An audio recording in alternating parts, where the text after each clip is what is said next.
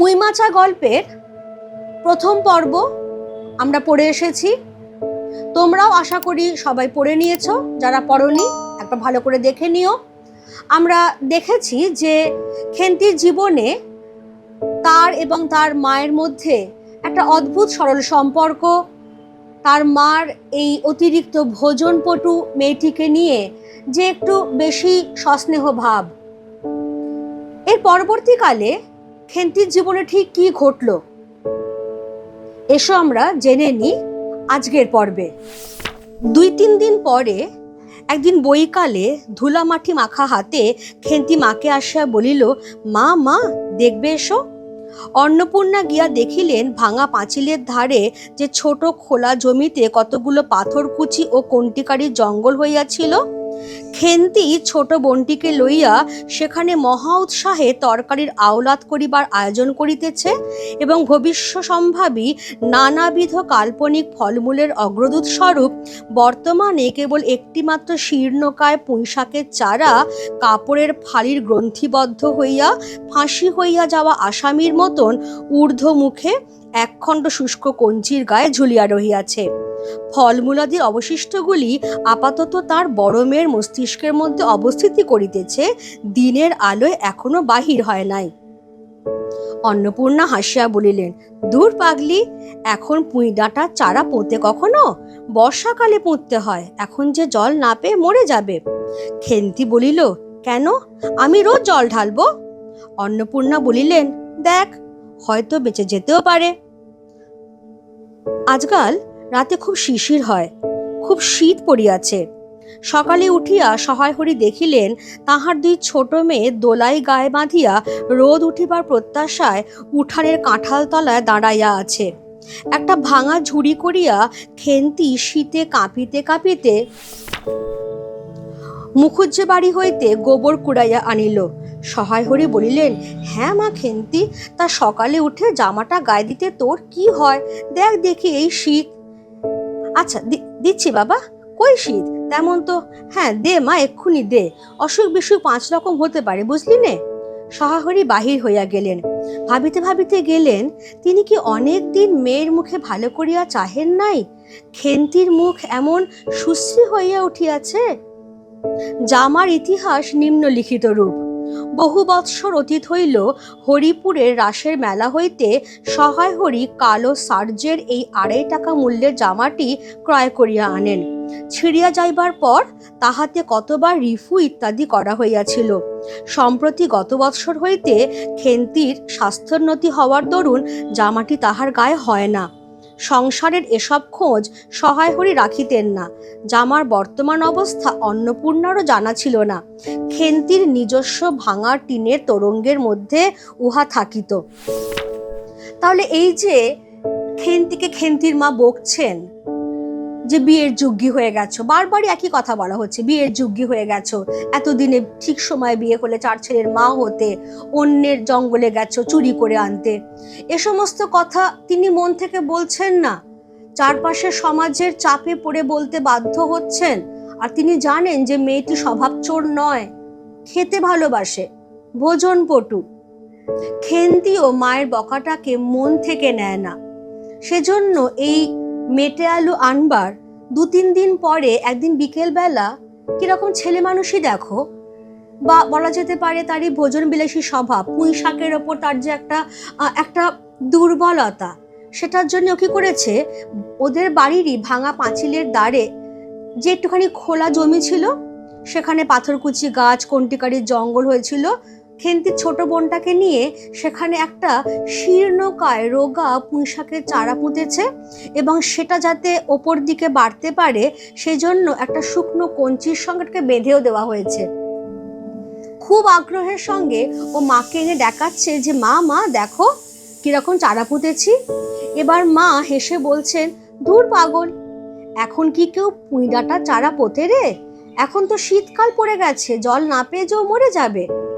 খেন্তিও মরিয়া হয়ে বলছে, কেন, আমি রোজ জল দেব? তখন তার মা বলছেন, দেখ তাহলে বেঁচে যেতেও পারে হয়তো। দেখতে দেখতে ওই যে আমরা কথা বলেছিলাম নবান্ন, অঘ্রাণ মাস, সে অঘ্রাণ মাস কেটে গিয়ে এখন পৌষ মাস পড়ে গেছে। কিন্তু খুব শীত পড়েছে এই পৌষ মাসটাতে। একদিন পৌষ মাসের সকালবেলা খেন্তির দুই ছোট বোন গায়ে দোলাই বেঁধেছে। দোলাই মানে হচ্ছে এক ধরনের চাদর। তারা রোদ উঠবার আশায় উঠোনে দাঁড়িয়ে রয়েছে, আর খেন্তি তার গায়ে শুধু শাড়িটাই রয়েছে, গরম কাপড় জামা কিচ্ছু নেই। সে কি করেছে, ওই শীতের মধ্যেই একটা ভাঙা ঝুড়ি নিয়ে সে ঠান্ডার মধ্যে কাঁপতে কাঁপতে সে মুখুজ্জে বাড়ি থেকে গোবর নিয়ে এসেছে একটা ভাঙা ঝুড়িতে করে। কেন না ওই পুঁই শাকের চারাতে সার হিসেবে দেবে। সহায় হরি তাকে বলছেন, হ্যাঁ রে মা খেন্তি, একখানা জামা গায়ে দিতে তোর কি হয় বলতো, একটা গরম জামা। খেন্তি বলছেন, হ্যাঁ বাবা দিচ্ছি, কোথায় শীত তেমন তো নেই। না মা, এক্ষুনি জামাটা গায়ে দিয়ে 5 রকম অসুখ বিসুখ হতে তো সময় লাগবে না বল। বলতে বলতে তিনি বাড়ির বাইরে বেরিয়ে যাচ্ছেন, কিন্তু হ্যাঁ তার মনে হচ্ছে তিনি কি অনেকদিন মেয়ের মুখের দিকে ভালো করে তাকাননি। মেয়ের মুখ এত সুন্দর হয়ে উঠেছে, কতদিন দেখেননি তিনি মেয়েকে। এবার এই যে জামাটার কথা বলা হলো, সেটা হচ্ছে অনেক দিন আগে হরিপুরের রাসের মেলা থেকে সহায় হরি কিনে এনেছিলেন 2.5 টাকা দিয়ে একটা কালো রঙের সার্জের জামা। সার্জ হচ্ছে মোটা কাপড়, গরম কাপড় আর কি। এবার সেই জামাটা অনেকবার ছিঁড়েছে, অনেকবার সেটাকে রিফু করে সেলাই করে মেরামত করা হয়েছে, কিন্তু আগের বছর থেকেই এই জামাটার খেন্তির গায়ে হয় না, কারণ সে তো বড় হচ্ছে না, সেজন্য জামাটা ছোট হয়ে গেছে। সেটা কাউকে সে বলেনি। তার একটা নিজস্ব ভাঙা টিনের ট্রাঙ্ক আছে, তোরঙ্গ যেটা, তার মধ্যে সেটা থাকে। এবার সহায় হরি তিনি তো সাংসারিক বিষয় উদাসীন, তিনি জানেন না। এমনকি অন্নপূর্ণাও জামাটা যে ছোট হয়ে গেছে সেটা জানতেন না, আর সেই জন্যই খেন্তি শুধু শাড়ি গায়ে দিয়েই রয়েছে। এবার এই যে বলছিলাম পৌষ মাস পড়ে গেছে, এই পৌষ মাসের সংক্রান্তির কথা আসছে। এবার দেখো, পৌষ সংক্রান্তি। পৌষ সংক্রান্তি মানে হচ্ছে পৌষ মাসের শেষ দিন। এই দিনটাতে সূর্য নিজের কক্ষপথ ছেড়ে মকর রাশিতে প্রবেশ করেন, সেজন্য পৌষ সংক্রান্তিকে মকর সংক্রান্তিও বলা হয়। এই দিনটা বাঙালি জীবনের একটা বিশেষ দিন, কারণ পৌষ পার্বণ হয়। নতুন চাল দিয়ে, নলেন গুড় দিয়ে নানা রকম পিঠে, পুলি, পাটিসাপটা এ সমস্ত কিছু বানানো হয়। সন্ধ্যাবেলা অন্নপূর্ণা একটি কাঁসিতে চালের গুঁড়া, ময়দা ও গুড় দিয়া চটকাইতেছিলেন। একটা ছোট বাটিতে 1 বাটি তেল। খেন্তি কুড়ুনির নিচে একটা কলার পাত পাড়িয়া 1 থালা নারকেল কুড়িতেছে। অন্নপূর্ণা প্রথমে খেন্তির সাহায্য লইতে স্বীকৃত হন নাই, কারণ সে যেখানে সেখানে বসে, বনে বাজারে ঘুরিয়া ফেরে, তাহার কাপড় চোপড় স্বাস্থ্যসম্মত সূচি নহে। অবশেষে খেন্তি নিতান্ত ধরিয়া পড়ায় হাত পা ধোয়াইয়া ও শুষ্ক কাপড় পরাইয়া তাহাকে বর্তমান পদে নিযুক্ত করিয়াছেন। ময়দার গোলা মাখা শেষ হইলে অন্নপূর্ণা উনুনে খোলা মানে কড়াই চাপাইতে যাইতেছেন। ছোট মেয়ে রাধি হঠাৎ ডান হাতখানা পাতিয়া বলিল, মা ওই একটু। অন্নপূর্ণা বড় গামলাটা হইতে একটুখানি গোলা তুলিয়া লইয়া হাতের আঙুল 5টি দ্বারা একটি বিশেষ মুদ্রা রচনা করিয়া সেটুকু রাধির প্রসারিত হাতের উপর দিলেন। মেজ মেয়ে পুঁটি অমনি ডান হাতখানা কাপড়ে তাড়াতাড়ি মুছিয়া লইয়া মার সামনে পাতিয়া বলিল, মা আমায় একটু। খেন্তি সূচিবস্ত্রে নারিকেল কুড়িতে কুড়িতে লুব্ধ নেত্রে মধ্যে মধ্যে এদিকে চাহিতেছিল। এ সময় খাইতে যাওয়ায় পাছে মা বকে, সেই ভয়ে চুপ করিয়া রহিল। অন্নপূর্ণা বলিলেন, দেখি নিয়ে আয় খেন্তি ওই নারকেল মালাটা, ওতে তোর জন্য একটু রাখি। খেন্তি ক্ষিপ্র হস্তে নারিকেলের উপরের মালাখানা, যাহাতে ফুটা নাই, সেখানে সরাইয়া দিল। অন্নপূর্ণা তাহাতে একটু বেশি করিয়া গোলা ঢালিয়া দিলেন। মেজ মেয়ে পুটি বলিল, জ্যাঠাইমারা অনেকখানি দুধ নিয়েছে, রাঙা দিদি ক্ষীর তৈরি করছিল, ওদের অনেক রকম হবে। খেন্তি মুখ তুলিয়া বলিল, এবেলা আবার হবে নাকি? ওরা তো ওবেলা ব্রাহ্মণ নেমন্তন্ন করেছিল, সুরেশ কাকাকে আর ও পাড়ার তিনুর বাবাকে। ওবেলা তো পায়েস, ঝোলপুলি, মুক্তোক্তি এইসব হয়েছে। তাহলে পৌষ পার্বণের দিন সবার বাড়িতেই কিছু না কিছু হবে, যার যেরকম সামর্থ্য। সহায় হরিতের বাড়িতেও হচ্ছে। সন্ধ্যাবেলাতেই অন্নপূর্ণা তার মেয়েদেরকে নিয়ে বসে গেছেন। তিনি নিজে একটা কাঁশিতে চালের গুঁড়ো, ময়দা, গুড় ইত্যাদি নিয়ে একটা মাখো মাখো জিনিস বানাচ্ছেন, যেখান থেকে পরে পাটিসাপটা তৈরি হবে। একটা ছোট বাটিতে 1 বাটি তেলও মজুত রয়েছে। খেন্তি সে একটা নারকেল কোড়া, যেটাকে আমরা কুড়ুনি বলি, সেটা নিয়েছে। তার তলায় একটা কলা পাতা পেতেছে যাতে নারকেলটা কুড়ে ওর ওপরই পড়ে। কিন্তু খেন্তিকে প্রথমে তার মা কাজে নিতে চাননি, কারণ তার জামা কাপড় ময়লা থাকে, সে যেখানে সেখানে ঘুরে বেড়ায়। কিন্তু খেন্তি অনেক অনুরোধ করায় তাকে হাত পা ধুইয়ে ভালো কাপড় পরিয়ে তিনি তাকে এই কাজটা দিয়েছেন। এবার যখন এই গোলার মাখাটা হয়ে গেছে, খেন্তির মা যখন উনুনে কড়া চাপিয়েছেন, তখন প্রথমেই যেটা হয়েছে, ছোট মেয়ে রাধি ডান হাতখানা বাড়িয়ে বলেছে, মা আমাকে একটু, মানে ওই যে গোলাটা, ওই যে ময়দা, চালের গুঁড়ো আর গুড় দিয়ে মাখার যে গোলাটা, সেটা একটু নেবে। তো অন্নপূর্ণা ওইখান থেকে নিয়ে হাতের একটু বিশেষ মুদ্রা এরকম করে তার হাতের উপরে দিয়েছেন। অমনি মেজো মেয়ে পুঁটি সেও একটুখানি চেয়েছে।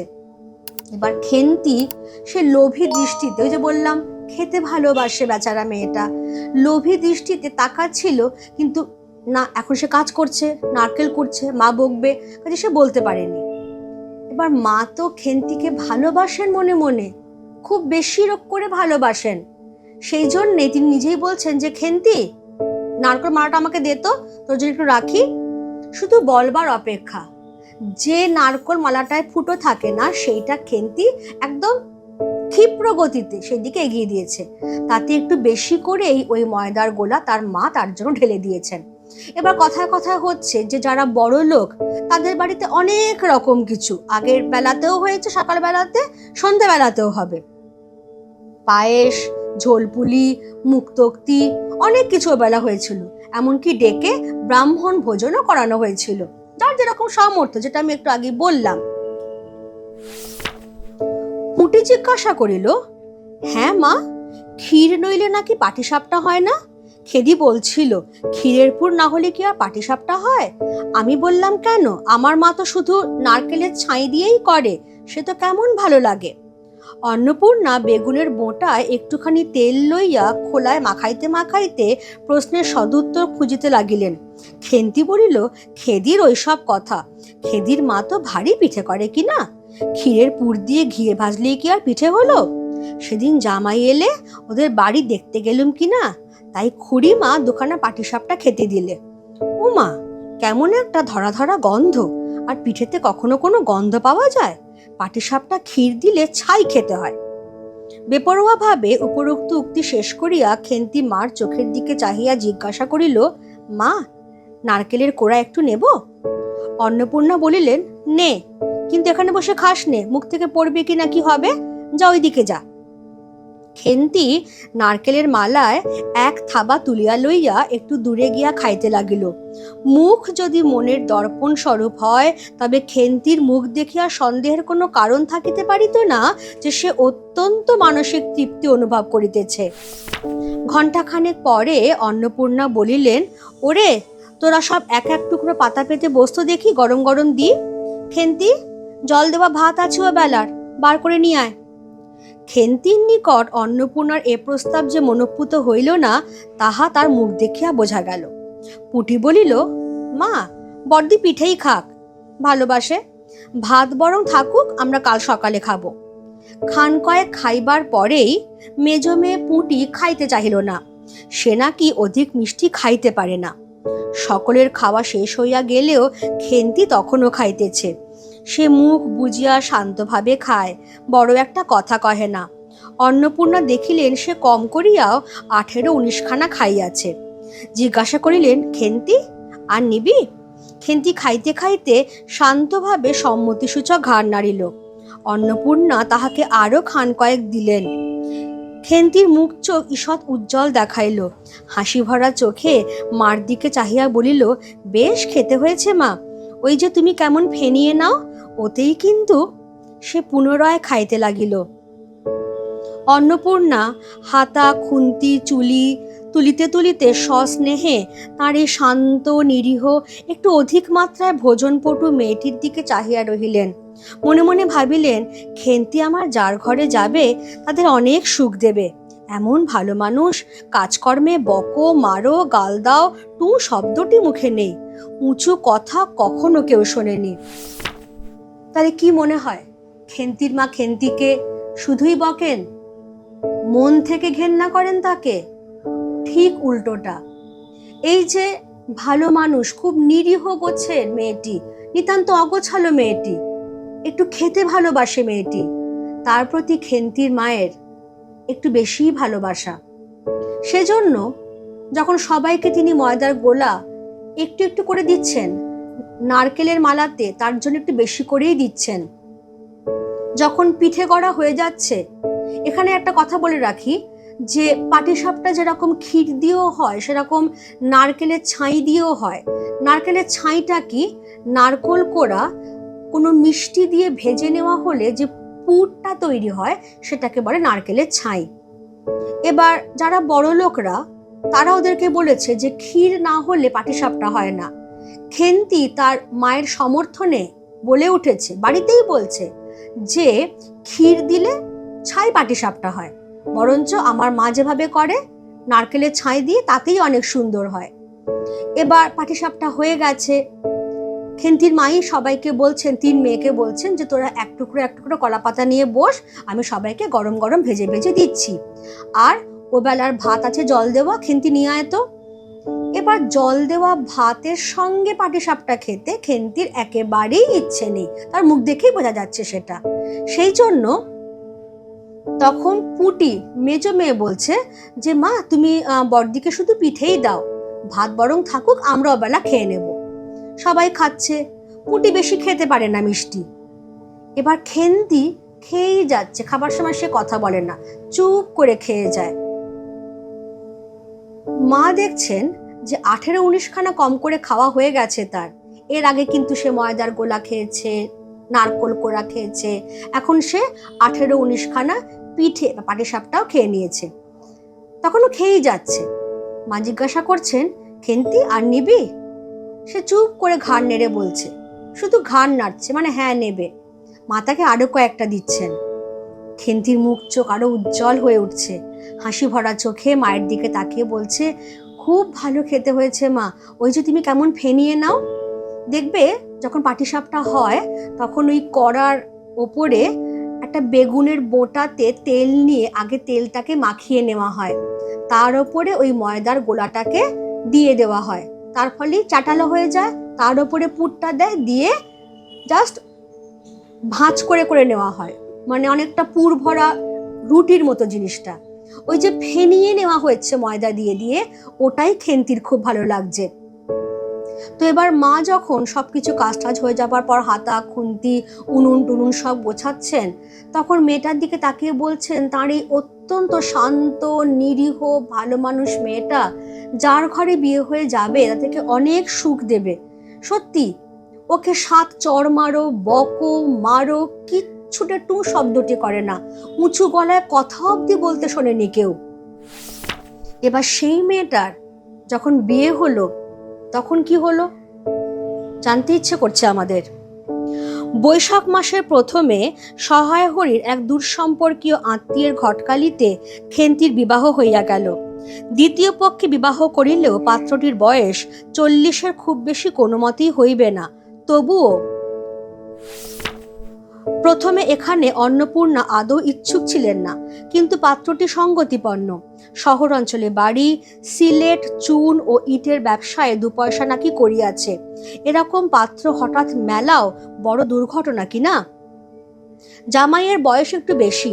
প্রথমে অন্নপূর্ণা জামাইয়ের সম্মুখে বাহির হইতে একটু সংকোচ বোধ করিতেছিলেন, পরে পাছে খেন্তির মনে কষ্ট হয়, এই জন্য বরণের সময় তিনি খেন্তির সুপুষ্ট হস্তখানি ধরিয়া জামাইয়ের হাতে তুলিয়া দিলেন। চোখের জলে তাহার গলা বন্ধ হইয়া আসিল, কিছু বলিতে পারিলেন না। বাড়ির বাহির হইয়া আমলকিতলায় বেহারারা সুবিধা করিয়া লইবার জন্য বরের পালকি একবার নামাইল। অন্নপূর্ণা চাহিয়া দেখিলেন বেড়ার ধারে নীল রঙের মেদি ফুলের গুচ্ছগুলি যেখানে নত হইয়া আছে, খেন্তির কম দামের বালুচরের রাঙা চেরির আঁচলখানা পালকির বাহির হইয়া সেখানে লুটাইতেছে। তাঁরই অত্যন্ত অগোছালো, নিতান্ত নিরীহ এবং একটু অধিক মাত্রায় ভোজনপটু মেয়েটিকে পরের ঘরে অপরিচিত মহলে পাঠাইতে তাঁর বুক উদ্বেল হইয়া উঠিতেছিল। খেন্তিকে কি অপরে ঠিক বুঝিবে? যাইবার সময়ে খেন্তি চোখের জলে ভাসিতে ভাসিতে সান্ত্বনার সুরে বলিয়াছিল, মা, আষাঢ় মাসেই আমাকে এনো, বাবাকে পাঠিয়ে দিও, 2 মাস তো। ওপাড়ার ঠান দিদি বলিলেন, তোর বাবা তোর বাড়ি যাবে কেন রে? আগে নাতি হোক তবে তো। খেন্তির মুখ লজ্জায় রাঙা হইয়া উঠিল। জল ভরা ডাগর চোখের উপর একটুখানি লাজুক হাসির আভা মাখাইয়া সে একগুঁয়েমি সুরে বলিল, না, যাবে না বই কি, দেখো তো কেমন না যান। ফাল্গুন চৈত্র মাসের বৈকাল বেলায় উঠানের মাচায় রৌদ্রে দেওয়া আমসত্ত্ব তুলিতে তুলিতে অন্নপূর্ণার মন হু হু করিত। তার অনাচারী লোভী মেয়েটি আজ বাড়িতে নাই যে। কোথা হইতে বেড়াইয়া আসিয়া লজ্জাহীনার মতন হাতখানি পাতিয়া মিনতির সুরে অমনি বলিবে, মা, বলবো একটা কথা, ওই কোনটা ছিঁড়ে একটুখানি। খেন্তির বিয়ে হয়ে গেছে। পৌষ পার্বণের পরেই যে নতুন বছর পড়েছে, বৈশাখ মাসের প্রথমেই সহায় হরির এক দূর সম্পর্কের আত্মীয়ের ঘটকালিতে খেন্তির বিয়ে হয়ে গেছে। তার স্বামীর এটি দ্বিতীয় পক্ষ। স্বামীর বয়স মোটামুটি 40। এবার অন্নপূর্ণার প্রথমে এতে সম্মতি ছিল না এত বয়সী যে পাত্রের সঙ্গে, কিন্তু দেখা যাচ্ছে যে পাত্র সঙ্গতিপন্ন, মানে সচ্ছল অবস্থা তাদের, শহর অঞ্চলে বাড়ি আছে, স্লেট পাথর, চুন, ইটের ব্যবসায় ভালো পয়সাও করেছে। সুতরাং এরকম যোগাযোগ বড় একটা ঘটে না, তাই তিনি আর আপত্তি করেননি। এবার জামাইয়ের বয়স একটু বেশি বলে প্রথমটায় শাশুড়ি হিসেবে খেন্তির মা সামনে যেতে চাননি, কিন্তু পাছে খেন্তির মনে কষ্ট হয়, সেই জন্য বরণের সময় তিনি খেন্তির সুপুষ্ট হাতখানি, কারণ খেন্তি তো বড় হয়ে গেছে না এখন, তিনি যখন জামাইয়ের হাতে দিচ্ছেন তার গলা বুজে আসছে, চোখ জলে ভেসে যাচ্ছে। বিদায়ের সময় আসছে, বাড়ির বাইরে আমলকি তলায় পালকি বাহকেরা পালকিটা একবার নামাচ্ছে, যে একবার ঠিক মতো সেটাকে ধরে ধরে নিতে হবে। তখন দেখা যাচ্ছে যে দরজার বাইরে দিয়ে খেন্তির বালুচরি শাড়ির ওপর দিয়ে যে লাল রঙের চেলিটার একটা প্রান্ত মাটিতে লুটোচ্ছে, সেই দিকে তাকিয়ে খেন্তির মা ভাবছেন, তার এই যে অত্যন্ত অগোছালো, নিরীহ, একটু বেশি মাত্রায় খেতে ভালোবাসে মেয়েটাকে কি অন্য লোকে ঠিক বুঝবে? তিনি আর কিছু ভাবতে পারছেন না, তার বুকটা হু হু করে উঠছে। এবার যাবার সময় খেন্তিও কিন্তু চোখের জলে ভাসতে ভাসতে মাকে বলেছিল, মা, বাবাকে বলো কিন্তু যেন আষাঢ় মাসে আমাকে নিয়ে আসে, মাত্র 2 মাস তো। এবার পাশের পাড়ায় একজন ঠান দিদি, ঠাকুমা গোছের একজন, তিনি বলেছিলেন, তোর বাবা এখন কেন যাবে রে তোর বাড়িতে? আগে নাতি হোক তবে তো যাবে। খেন্তির মুখ লজ্জায় রাঙা হয়ে উঠল বটে, কিন্তু সে ওই জেদি একগুঁয়ে সুরেই বলল যে, না, যাবে না বই কি, দেখি আমি কেমন না যান। চলে গেল খেন্তি শ্বশুর বাড়িতে। ফাল্গুন চৈত্র মাস, তার মানে বছর শেষ হয়ে আসছে। রোদে শুকোতে দেওয়া হয়েছে আমসত্ত্ব। অন্নপূর্ণার মন হু হু করে উঠছে যে কোথায় তার সেই অনাচারী মেয়েটা, যে কোনো আচার বিচার মানে না, সেই লোভী মেয়েটা যে কোথা থেকে দৌড়ে দৌড়ে এসে খুব সংকোচের সুরে, মিনতির সুরে তাকে বলবে যে, মা, একটা কথা বলবো, ওই আমসত্ত্ব থেকে একটা কোণা একটু ছিঁড়ে আমাকে দেবে। এটা বলবার মতো এখন আর কেউ বাড়িতে নেই। তার মনটা হু হু করে উঠছে। এরপরেই একটা গ্যাপটায় কি হচ্ছে সেটা আমরা পরের পার্টটায় দেখতে পাবো। লেখক কি বলছেন? 1 বছরের উপর হইয়া গিয়াছে, পুনরায় আষাঢ় মাস, বর্ষা বেশ নামিয়াছে। ঘরের দাওয়ায় বসিয়া সহায় হরি প্রতিবেশী বিষ্ণু সরকারের সহিত কথা বলিতেছেন। সহায় হরি তামাক সাজিতে সাজিতে বলিলেন, ও তুমি ধরে রাখো, ওরকম হবেই দাদা, আমাদের অবস্থার লোকের ওর চেয়ে ভালো কি আর জুটবে? বিষ্ণু সরকার তালপাতার চাটাইয়ের উপর উবু হইয়া বসিয়াছিলেন।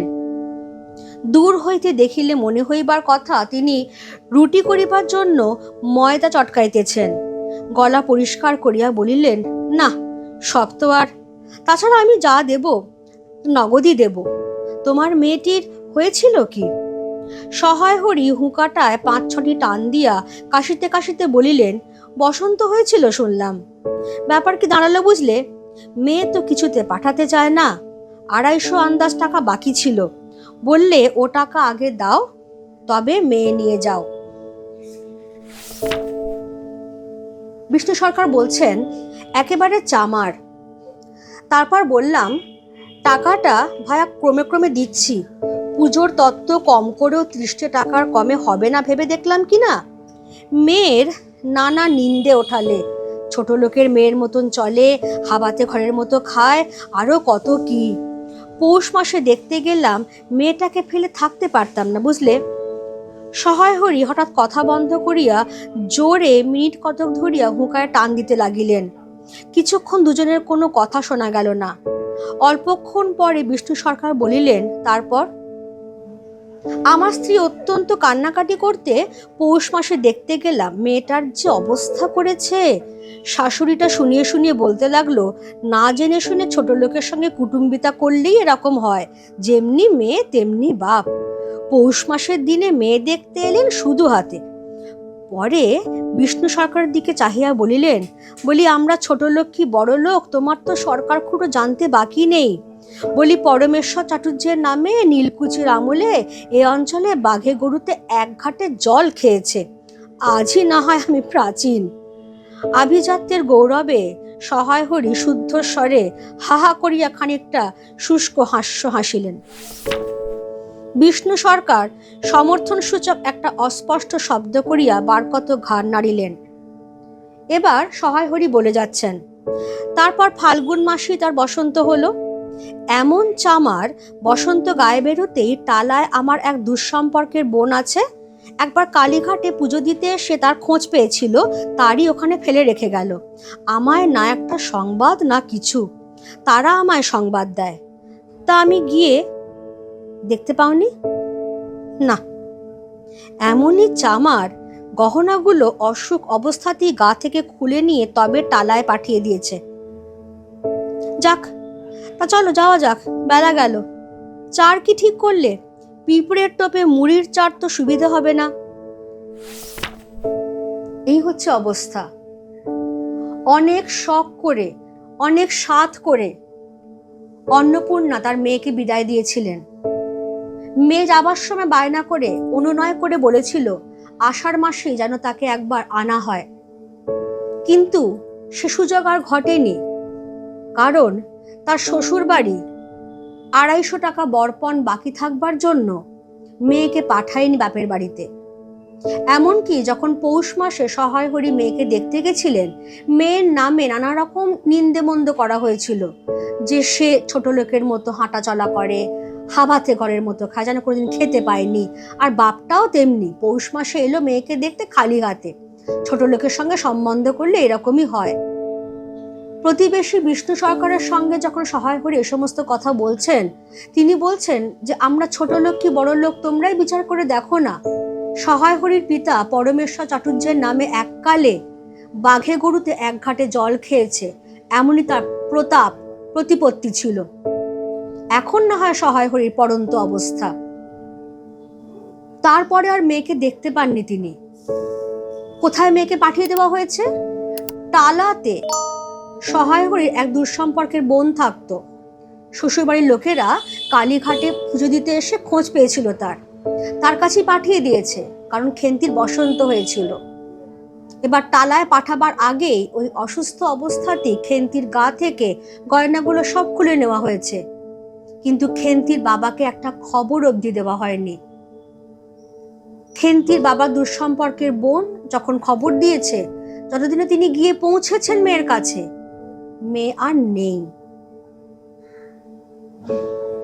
এই সমস্ত কথা হবার পর কথা ঘোরাবার জন্যেই খেন্তির বাবা বলছেন, চলো অনেক বেলা হলো, মাছ টাছ তো ধরতে হবে। টোপ কি ঠিক করলে? পিঁপড়ের টোপে মুড়ির চার তো ভালো লাগবে না, দেখা যাক কি করা যায়। এ সমস্ত। তাহলে এই যে পণ প্রথা, এই যে দেনা পাওনা, এই যে 250 টাকা বাকি ছিল বলে মেয়েকে পাঠানো হবে না, মেয়ের বাবা খালি হাতে আসছে বলে মেয়ের নিন্দে মন্দ, বাবার নিন্দে মন্দ, এই সমস্ত কিছুই গ্রাম জীবনের সঙ্গে জড়িয়ে রয়েছে। শহর জীবনেও আছে, কিন্তু ঢাকা চাপা হয়ে আছে, অনেক পলিশড হয়ে আছে, কিন্তু আছে। এরপর কি হচ্ছে? এরপর হচ্ছে দেখো, তারপর কয়েক মাস কাটিয়া গিয়াছে, আজ আবার পৌষ পার্বণের দিন। আবার কেন? একটা পৌষ সংক্রান্তির দিন খেন্তি অনেকটা ময়দার গোলা পেয়েছিল, নারকেল কোড়া পেয়েছিল, অনেকগুলো পিঠে খেয়েছিল।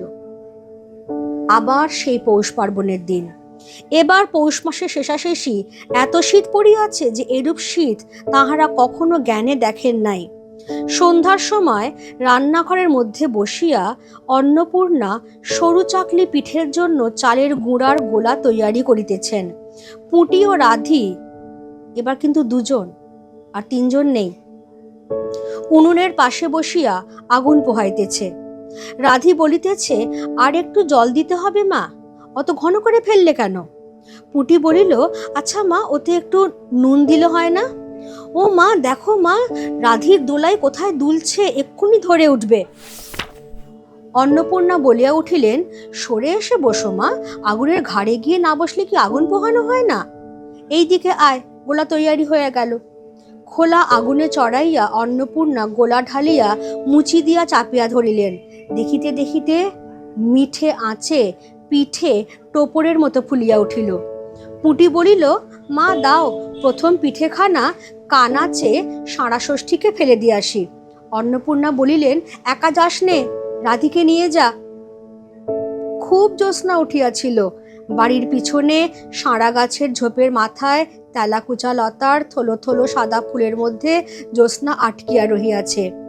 পুটি ও রাধি খিড়কি দোর খুলিতেই একটা শিয়াল শুকনো পাতায় খসখস করিতে করিতে ঘন ঝোপের মধ্যে ছুটিয়া পলাইল। পুটি পিঠেখানা জোর করিয়া ছুঁড়িয়া ঝোপের মাথায় ফেলিয়া দিল। তাহার পর চারিধারের নির্জন বাঁশবনের নিস্তব্ধতায় ভয় পাইয়া ছেলে মানুষ পিছু হটিয়া আসিয়া খিড়কি দরজার মধ্যে ঢুকিয়া পড়িয়া তাড়াতাড়ি দ্বার বন্ধ করিয়া দিল। পুটি ও রাধি ফিরিয়া আসিলে অন্নপূর্ণা জিজ্ঞাসা করিলেন, দিলি? পুটি বলিল, হ্যাঁ মা, তুমি আর বছর যেখান থেকে নেবুর চারা তুলে এনেছিলে সেখানে ফেলে দিলাম। তারপর সে রাত্রে অনেকক্ষণ কাটিয়া গেল। পিঠে গড়া প্রায় শেষ হইয়া আসিয়াছে। রাতও তখন খুব বেশি। জ্যোৎস্নার আলোয় বাড়ির পিছনের বনে অনেকক্ষণ ধরিয়া একটা কাঠঠোকরা পাখি ঠকর শব্দ করিতেছিল। তাহার স্বরটাও যেন ক্রমে তন্দ্রালু হইয়া পড়িতেছে। দুই বোনের খাইবার জন্য কলার পাতা চিরিতে চিরিতে পুটি অন্যমনস্কভাবে হঠাৎ বলিয়া উঠিল, দিদি বড় ভালোবাসত। তিনজনেই খানিকক্ষণ নির্বাক হইয়া বসিয়া রহিল। তাহার পরে তাহাদের তিনজনেরই দৃষ্টি কেমন করিয়া আপনা আপনি উঠানের এক কোণে আবদ্ধ হইয়া পড়িল। সেখানে বাড়ির সেই লোভী মেয়েটির লোভের স্মৃতি পাতায় পাতায় শিরায় শিরায় জড়াইয়া তাহার কত সাধের নিজের হাতে পোঁতা পুঁই গাছটি মাচা জুড়িয়া বাড়িয়া উঠিয়াছে। বর্ষার জল ও কার্তিক মাসের শিশির লইয়া কচি কচি সবুজ ডগাগুলি মাচাতে সব ধরে নাই, মাচা হইতে বাহির হইয়া দুলিতেছে সুপুষ্টু নধর প্রবর্ধমান জীবনের লাবণ্যে ভরপুর। আরও একবার পৌষ পার্বণ এসেছে। আরও একবার সরু চাকলি পিঠে করা হচ্ছে। সরু চাকলি যেটা চালের গুঁড়ো আর বিউলির ডাল দিয়ে করা হয়, সরু সরু দেখতে। এবারে কিন্তু অন্নপূর্ণা আছেন, সঙ্গী হিসেবে আছে দুটি মেয়ে, একজন নেই। এবার যখন প্রথম পিঠেটা গড়া শেষ হয়েছে তখন পুটি মেজো মেয়ে বলছে যে, দাও মা, প্রথম পিঠেখানা সাঁড়া ষষ্ঠীকে দিয়ে আসি। সাঁড়া ষষ্ঠী কি ব্যাপার? সাঁড়া গাছ, গ্রাম বাংলার শেওড়া গাছকে সাঁড়া গাছ বলা হয় এবং মানুষের বিশ্বাস যে এই শেওড়া গাছেই বনদুর্গার অবস্থান। আর মা ষষ্ঠী তিনি সন্তানের দেবী, সন্তান দেন, সন্তানকে রক্ষা করেন। এই যে সাঁড়া গাছের নিচে প্রথম পিঠেখানা ষষ্ঠী দেবীকে নিবেদন করতে হয়, তাহলেই সন্তানের মঙ্গল হয়। এই জন্যেই পুটি রাধিকে সঙ্গে নিয়ে, মায়ের কথা মতো রাধিকে সঙ্গে নিয়ে প্রথম পিঠেখানা সে দূরে সাঁড়া গাছকে লক্ষ্য করে সে ফেলে দিয়ে এলো। অনেক রাত হয়ে গেছে ইতিমধ্যে পিঠে করতে করতে। এবার যখন পিঠে খেতে বসা হবে, তিনজনের জন্য যখন পাতা চিরছে পুটি, তখন অন্যমনস্কভাবে, মানে সে হয়তো বুঝতেও পারেনি কখন বলে ফেলেছে যে দিদি বড় ভালোবাসতো পিঠে খেতে। তিনজনেই কিছুক্ষণ একদম চুপচাপ। তারপর হঠাৎ, কেউ কাউকে বলে দেয়নি কিন্তু, তিনজনেরই চোখ আপনা আপনি উঠোনের সেই কোণটাতে গিয়ে আবদ্ধ হলো যেখানে বাড়ির সেই লোভী মেয়েটির লোভের স্মৃতি জল করছে। তার সেই শীতকালে পোঁতা শীর্ণকায় পুঁই গাছের চারাটি বর্ষাকালের জল পেয়ে, শীতকালের শিশির পেয়ে নধর পুষ্ট হয়ে বেড়ে উঠেছে। পুঁই মাচাতে সব ধরেনি, মাচা বেয়ে এদিক ওদিক ঝুলে পড়েছে সেই সুপুষ্ট পুঁই গাছ, যেন খেন্তিরই প্রতীক হয়ে। ফলে গল্পটা দুঃখের হতে পারে, কিন্তু মৃত্যুর ওপরেও যে জয়গান হতে পারে জীবনের, সেটাই শুনিয়ে গেছেন বিভূতিভূষণ।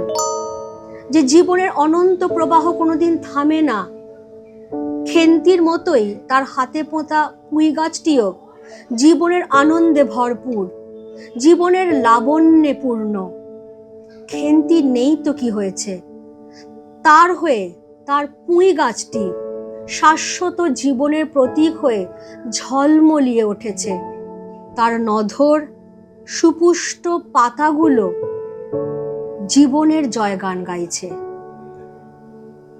এইখানেই পুঁই মাচা গল্পের নামকরণের সার্থকতা।